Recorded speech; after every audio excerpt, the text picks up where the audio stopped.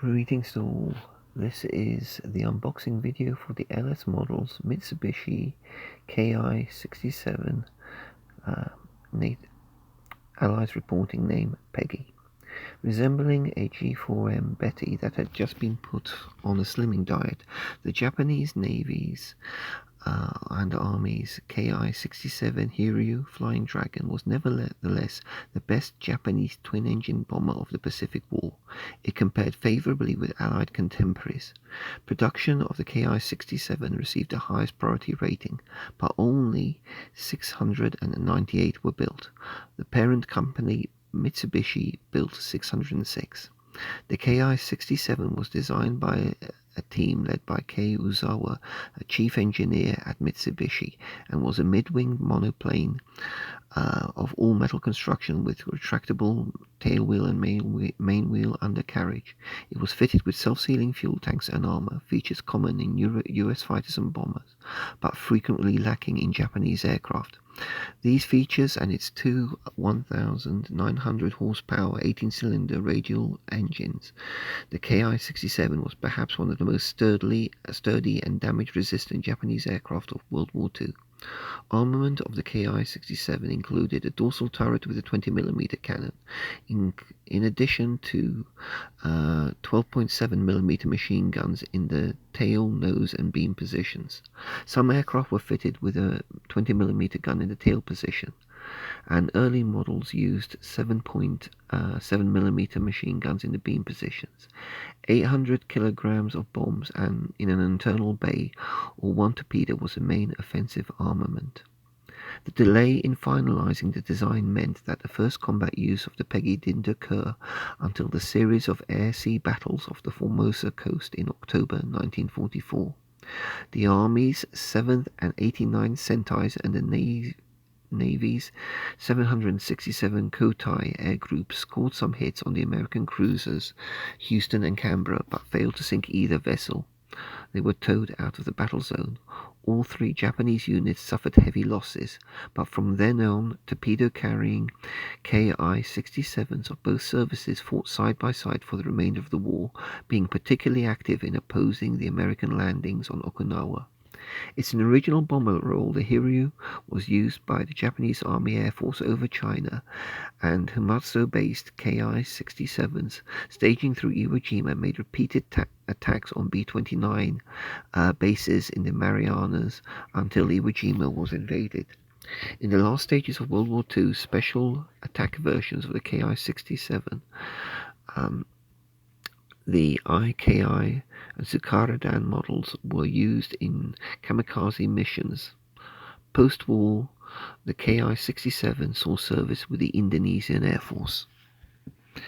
I should note that this unboxing video will be fairly closely followed by the build vid, as the project is already complete. I just didn't really get around to compiling it. So we'll now move on to the actual unboxing section. So this is the unboxing for the I-67 Japanese bomber and torpedo bomber by LS Models in 1/72 scale. So a bit of an unusual one. This is going to be for a Wrexham Wings Model Club VE Day build. It's not VE Day, VJ Day build. So what do we get? I've already gone through this. So we'll take a look at the instructions a little bit later, but you get instructions, a rather nice cutaway drawing,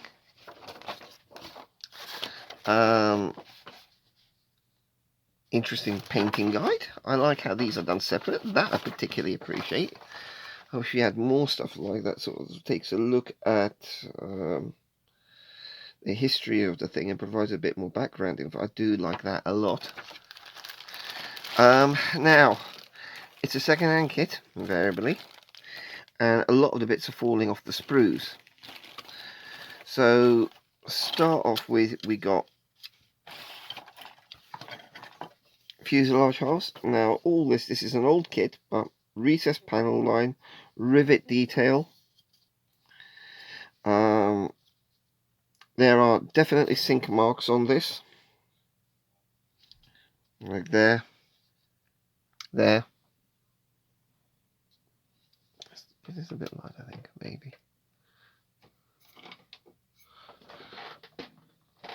So, needs some filling and some extra work. They're not massive, and I'd be rather nervous about destroying some of the detail, but there as well. So it's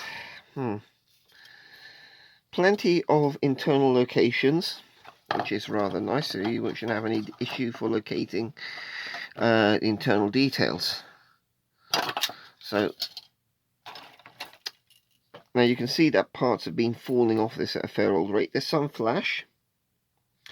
It's got a certain degree of chunkiness to it, big location points for things. And you've got this rather nice figure set. Now, top of the line, I really wish... Okay, even with the flash, I really wish more companies gave you a decent set of figures. And these guys seem to have taken it to heart, and yeah, alright. The detail isn't exactly brilliant, and their facial detail is a bit limited as well. And some of the standing figures have got massive sink marks. I'm not going to use those. But they're nice to see. And suppose when I first looked at these, I thought, oh, this can't be 1/72nd scale. I've still got a few concerns about this. But it certainly has a design style that is different from what we currently see. Now, screw of black, plastic with the torpedoes, wheels, engine details, machine guns. Going back to an era where maybe more youngsters were building these, and having multicolours just meant less need to actually paint them. I should explain for this. I just realised I've had my decals out on the windowsill for a while. There they are. So, anyway. So, flying surfaces and bay door again. The wreath, I really like the detail on this. Beautiful rivet detail, and you can see that these were made to be fiddled with, to be moved up and down, which is a little bit, yeah, okay. Torpedo trolley as a one piece item. Turret mounting, and then rattling around loose in the box were the bits that fell off the sprues. So prop blade, one of the engine cowlings, a lorry to go with it. Now this is, honestly, the idea behind this was that the fuel truck would contain a battery pack, and you'd motorize the engines, move the switch at the back of the fuel truck, and prop blades would go whir. That would be okay if this wasn't probably one of the most ghastly lorry molds I've seen anywhere. It's absolutely appalling. It's like, yeah, we'll put this as an afterthought. Okay, at its time, at its place, it'll work. But now, something I do like is these are multi-bank radials, and they've done them as 2 banks, which I really wish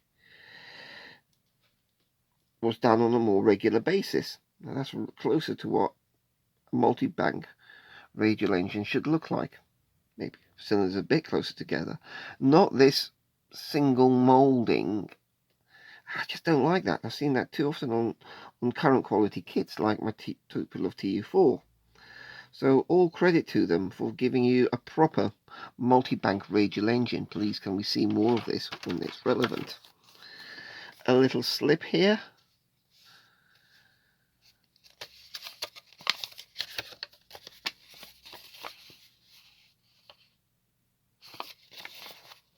With the I-67. So maybe so you can put it on your display base. And we can see in here that there's more of the bits that have been falling off the mould. The clear, I am not going to take this out.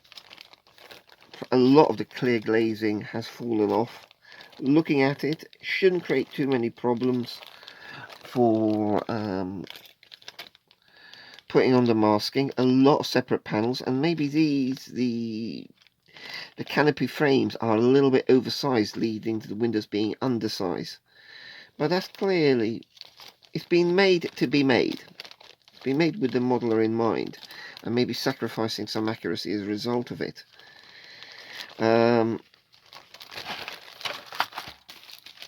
wings had all off the sprues.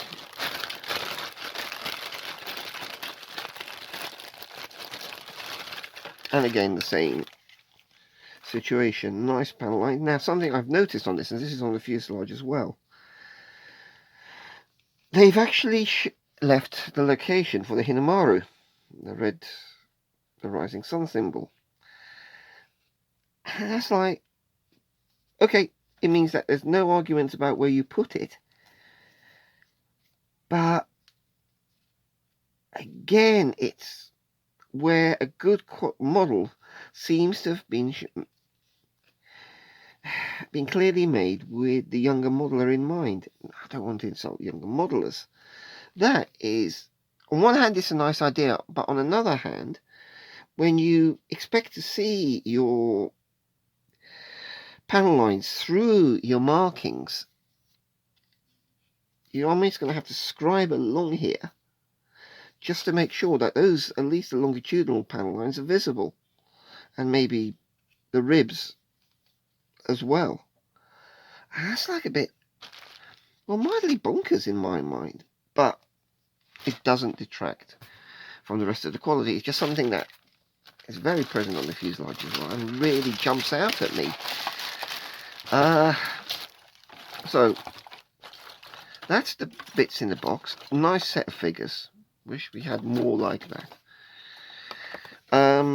Okay, the decals. I've left these out on the windowsill now for over a week, and this area had gone decidedly yellow, was yellow to begin with, and it has been effectively bleached. The numbers are clearer. So as a process, it works. These larger areas, yeah. So I think it's not really often I felt the need to some bleach decals. But in all fairness, it does work. Though I would say it's faded the Hinamaru a bit.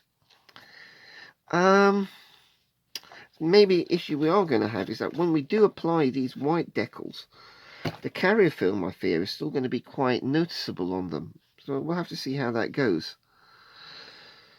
As said, I do build out of the box, so we'll see what happens. Again, as I was saying, with the big Hinamaru space there left, it's just like, why? When you supply the decals as well. But so put this stuff away.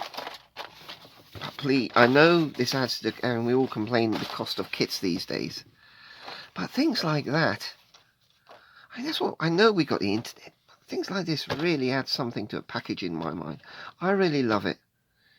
And for a youngster making a kit, you know, when you've made it, you're going to put this up on your wall and got the model there, however you've painted it. This is with the pleasure and the education part of modelling in mind. I know we'll find images like that on the internet these days, but it's just lovely to see it have. And I don't know. There's areas of this that I say, yeah, you can clearly see it's made for a kid, and oh shit. And there's other parts that you can say can clearly say it's been made for a kid, and it's like, and yeah. And so that's the cool part of that. Nice colour call-outs, painting guide, nicely presented, and it reminds me of the way Hobby Boss does theirs and Trumpeter, and that's something I really do appreciate from them. As separate sheets with the colours clearly printed on there, it just adds something nice to it. And if you're going to, of all the things you're going to retain from the instructions and that lot from a build, that's going to be it. So pop this aside. Now, instructions, a big fold out. Now, when I built my my big Japanese flying boat PS2 up there, that's hanging up there, there's a vid for it. The old Hasegawa instruction sheet was the same. The Shinmar PS1, that's what I'm talking about. And this very much harkens back. So you've got this exploded view. And you can still see that this was hand drawn. You know, this is the days. This is not CAD drawn. But this goes back to the day, to how I started in engineering drawing. This was done on a board with a pen and paper. And as much as CAD systems are great, computer design systems are great, I love the art in this. I really do. When you do something like this by hand, or do any kind of design work by hand, and you've been on a board, it's more than just drawing. You feel you're engaging in a real craft. That's a step along the path to the craftsmanship of the person making it, in this case the mold maker. So I love how this looks, but I also appreciate the skill in producing drawings like these. And I miss the days from when I used to sit at a drawing board myself. Coming to think of that, so that would have been now. God, nearly 28, coming on 30 years now. Something like 28 years ago, a lot of years ago, I was last spent decent time on a drawing board. But anyway, you can see here that they've included the wiring for powering up the motors. The flap and aileron assemblies. And it's nice to see that they can show the flaps drooped as well, which you have to look at the reference photos for the aircraft to see, was that normal condition or were they normally held in a neutral position when it was on the ground. The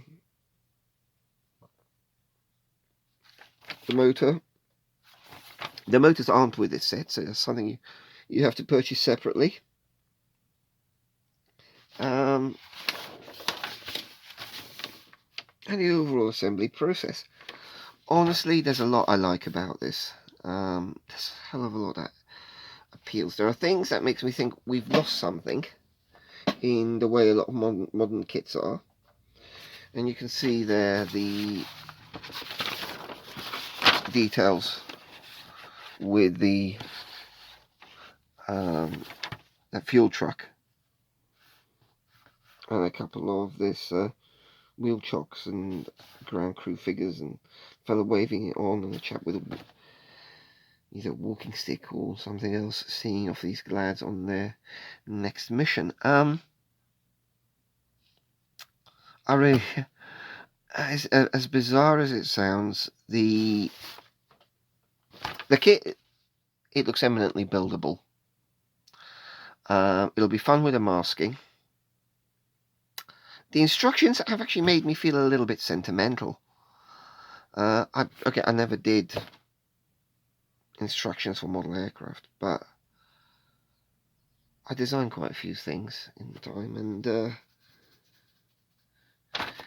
in terms of last stuff I worked on a board was oil water separators for getting waste oil out of water systems, and I really like and appreciate the skill that's gone into producing these instructions. It just speaks to me.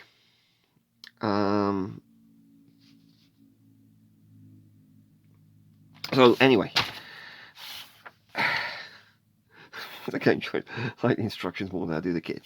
So this is going to be an interesting build. Now I'm going to be doing this on a flying base. wheels up, maybe replace the prop blades with spinning discs, all the crew in place, undercarriage up, torpedo hanging underneath.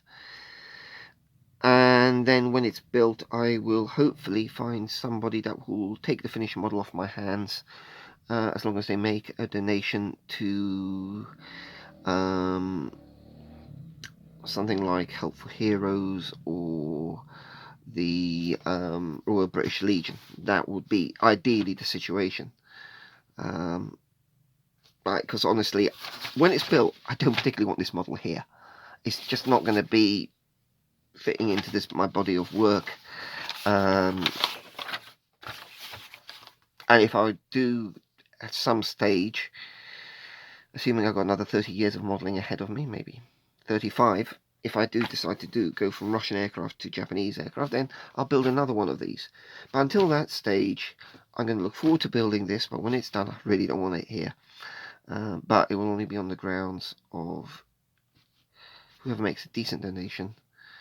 I will happily give it to them after it's been seen though by Wrexham Model Club, because they do have first call on that. So that's this unboxing. A lot to like here, a lot to delve into a vintage kit. Now, I've never built an LS model, or don't have any memory of building one of these, even in my youth. I love the artwork on this. Gonna have a bit of fun with the weathering as well. I can see where those yellow decals were on the leading edges now. It's like, okay. So let's see how this goes. Now that I've actually done this vid, I can sort of dive into the kit a bit and start getting to work with it. I didn't want to start the build until I'd actually done this unboxing vid.